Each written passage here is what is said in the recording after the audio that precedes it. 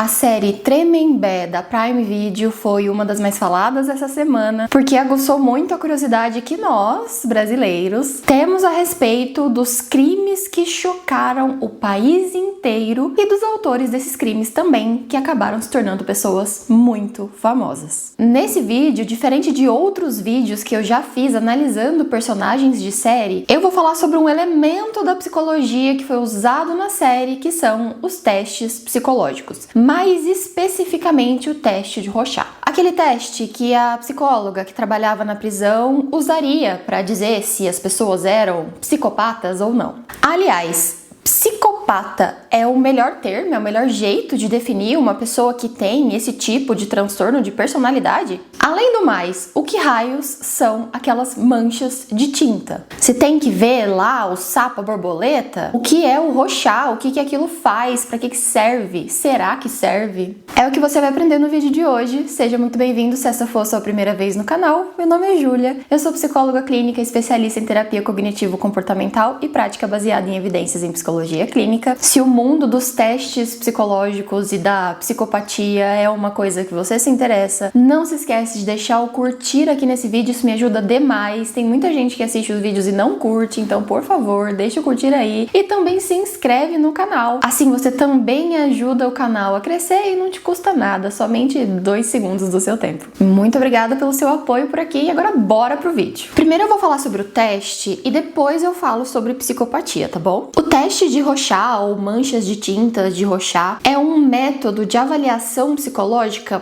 projetivo. É um tipo de avaliação psicológica existente num mundo de muitas possibilidades. A intenção desse teste, teoricamente, seria a de avaliar a personalidade de alguém, especialmente em um contexto mais forense, um contexto mais judicial. Mas, quando a gente coloca esse teste em perspectiva comparando a prática baseada em evidências em psicologia, ou seja, uma prática mais científica, mais pautada na literatura e nas evidências disponíveis atualmente, o teste é frequentemente alvo de muitos debates. A prática baseada em evidências, a ciência psicológica, exige que os testes, que as ferramentas de avaliação e que as intervenções sejam apoiadas por pesquisas empíricas muito rigorosas, geralmente envolvendo a validade, a confiabilidade e a eficácia clínica demonstrada por esses instrumentos, esses testes para avaliação psicológica. Esses testes precisam passar por ensaios clínicos que demonstram sua efetividade de forma muito controlada. Mas será que esse é o caso desse teste, que na série, eu não sei se na vida real, mas na série serviu para definir o futuro de pessoas como a Elise Matsunaga ou a Suzanne von Richthofen? Bom, é aí que o probleminha começa e olha só que maravilhoso que eu sou psicóloga e posso te contar a fofoca completa, não é mesmo? O Rorschach foi desenvolvido por um cara cujo sobrenome era Rorschach em 1920. 1920, foca aqui no 1920, tá? Como era a ciência em 1920. E a interpretação desse teste depende de pontos subjetivos, ou seja, que cabe ao avaliador dizer. É da cabeça da pessoa que tá ali aplicando o teste. Se isso é bom ou não, a gente vai conversar. Para que a gente considere que um teste é baseado em evidências científicas, que é um teste que contempla a ciência psicológica e que é um teste confiável e eficaz, ele precisa ser muito confiável, muito consistente. O que isso quer dizer? Quer dizer que diferentes avaliadores seguindo o teste chegam nos mesmos resultados. E além disso, esse teste tem que ser válido, ele tem que medir o que ele realmente se propõe a medir. Se diz que é um teste de personalidade, tem que avaliar a personalidade. Além disso, ele tem que ter uma utilidade clínica, ele tem que servir para alguma coisa durante ali a investigação clínica que se está fazendo, para melhorar a decisão do clínico que vai estar ali aplicando esse teste e decidindo o que vai fazer com ele, como a psicóloga do presídio estava decidindo o que ia fazer com a pena das pessoas que estavam lá. Por isso que cientistas da psicologia são muito céticos quanto ao uso do Rorschach para avaliar qualquer coisa, inclusive a personalidade ou a progressão de pena de alguém. Os críticos desse teste argumentam que uma das coisas que o teste diz que avalia, que seria a experiência interna ou então recursos do ego, são muito difíceis de operacionalizar. Não são construtos bem definidos na literatura, contra outras medidas já muito bem estabelecidas. Tudo é muito subjetivo, tudo é muito ambíguo, depende de quem está aplicando, e você vai basear o futuro de alguém, um diagnóstico de alguém nisso. Não é assim que a banda toca, convenhamos. Se fosse você no lugar dessas pessoas, você ia querer que um teste que, sim, tem baixa, para não dizer quase nenhuma evidência, ditasse o que é que vai ser feito contigo no seu futuro? Psicologia não é freestyle. Nós estamos em 2025. Negar a importância de uma prática baseada em evidências científicas é ser burro ou antiético. Tá, Júlia, eu já entendi, essa não é a melhor forma de avaliação, não devia ter sido usado, não se trata de um teste cujas evidências científicas embasam seu uso. Mas o que tem que fazer então? Para avaliar personalidade de forma científica, nós preferimos usar inventários e escalas mais consolidadas e validadas, como o teste de personalidade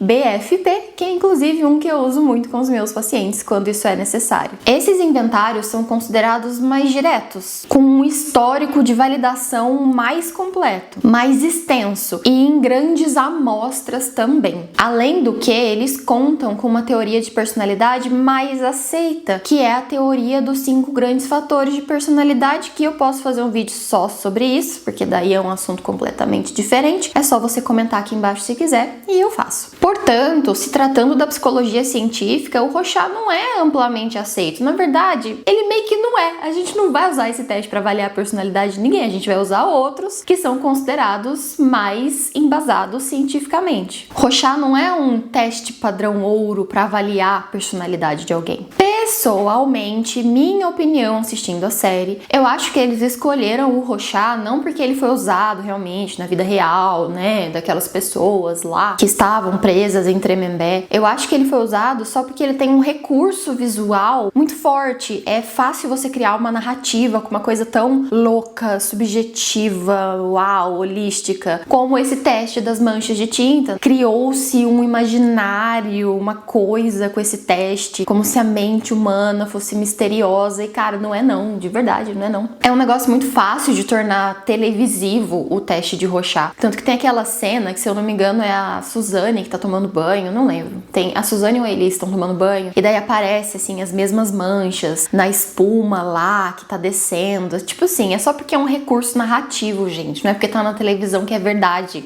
Por favor, né? Porque com tantos outros testes melhores hoje em dia, de verdade não faz sentido usar o Rorschach. E agora você também sabe, quando a pessoa começar a falar não, porque o teste de Rorschach e as manchas de tinta, você fala, não.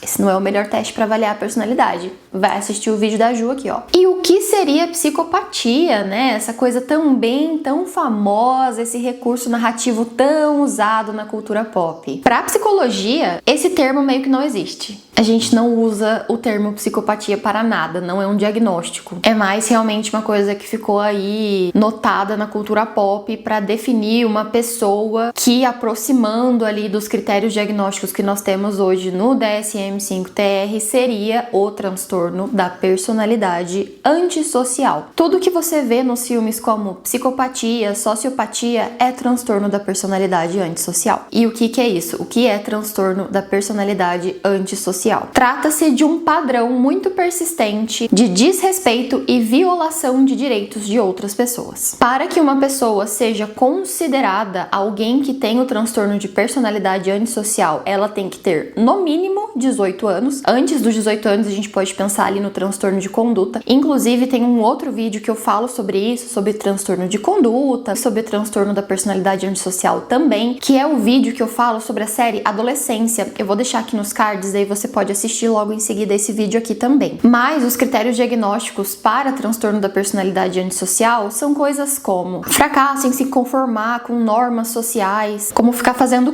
coisas ilegais mesmo, né? Ficar passando ali por prisão prostituição e atos ilegais como um todo, falsidade, mentiras repetidas, trapaça, tudo para trazer lucro ou prazer pessoal, assim, pro seu próprio interesse. Impulsividade ou fracasso em planejar o futuro, irritabilidade e agressividade até contra pessoas mesmo, né? Briga mesmo, sai no tapa. Desrespeito pela segurança alheia, muita irresponsabilidade, muita dificuldade de manter o emprego, por exemplo, honrar contas, né? Obrigações financeiras. Eu acho que o critério mais famoso, o critério que as pessoas acham que é o que define o transtorno da personalidade antissocial, seria o critério de falta de remorso, falta de arrependimento. Como se a pessoa fosse indiferente mesmo por ter maltratado ou matado, feito alguma coisa contra alguém ou alguma coisa. O transtorno da personalidade antissocial é mais prevalente em homens do que em mulheres e o tratamento é extremamente difícil. Na verdade, o tratamento de transtornos de personalidade costuma ser um tratamento bem difícil. Mas no caso do transtorno da personalidade antissocial é especialmente difícil porque não existe remorso. A pessoa não acha que é um problema o que tá acontecendo ali. Agora, se eu realmente acho que a Elise, a Suzane, qualquer outro personagem ali são de fato psicopatas ou não, eu não sei. Porque aqui não são personagens, são pessoas reais. E eu só poderia dizer isso se eu concordo, se eu discordo, não sei se eu tivesse atendido essas pessoas, que são pessoas reais. Então, nesse caso, a resposta é que eu não sei. Talvez a gente consiga